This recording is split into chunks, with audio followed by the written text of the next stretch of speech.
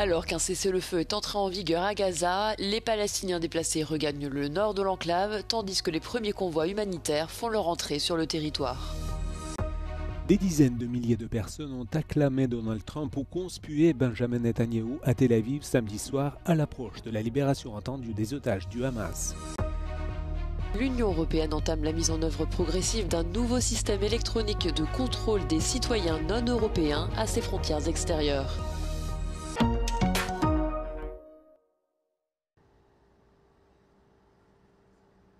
Les premiers convois humanitaires ont franchi dimanche le point de passage de Kerem Shalom, marquant le début d'une augmentation attendue de l'aide vers la bande de Gaza.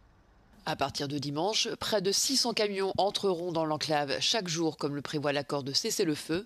Cette mesure intervient alors que des dizaines de milliers de Palestiniens déplacés rentrent chez eux dans la ville de Gaza et dans le nord de l'enclave, où la grande majorité des quartiers sont en ruine. La Banque mondiale estime à plus de 50 milliards de dollars les fonds nécessaires pour la reconstruction.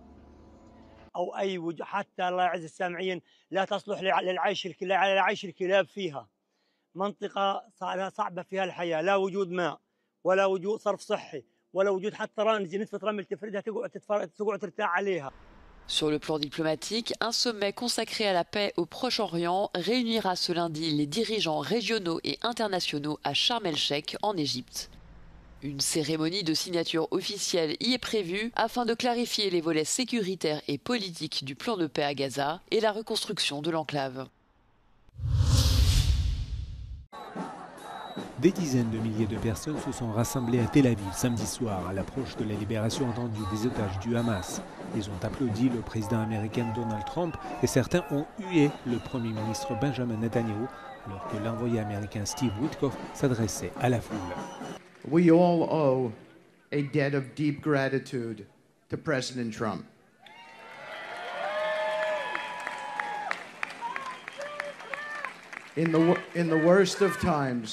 In the worst of times, he refused to accept the idea that peace in the Mideast was out of reach. To Prime Minister Benjamin Netanyahu,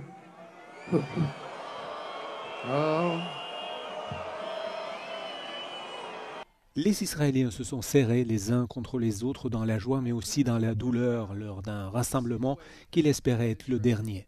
Une vingtaine d'otages sur les 48 qui restent à Gaza devraient encore être en vie. Le retour des derniers otages est imminent et pourrait commencer dès dimanche soir pour s'achever lundi à midi.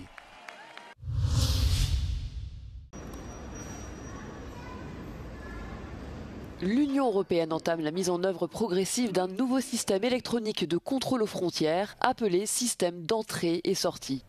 Ce programme vise à identifier les personnes en situation irrégulière afin de répondre à une pression politique croissante de plusieurs pays de l'UE qui appellent à une approche plus stricte en matière migratoire. Tous les citoyens non européens, lors de leur première entrée dans l'espace Schengen, devront s'enregistrer à l'une des frontières extérieures en scannant leur passeport, en fournissant leurs empreintes digitales et en se faisant photographier. Pour les voyages suivants, seule une vérification biométrique de l'identité sera nécessaire. Le système s'appliquera à tous les pays de l'UE, à l'exception de l'Irlande et de Chypre, ainsi qu'à l'Islande, la Norvège, la Suisse et le Liechtenstein.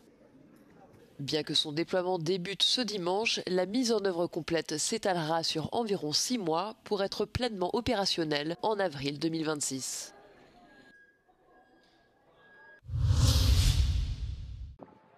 Après des décennies, les Athéniens et les visiteurs de la capitale grecque ont la possibilité d'admirer la splendeur du Parthénon sans échafaudage ni piliers.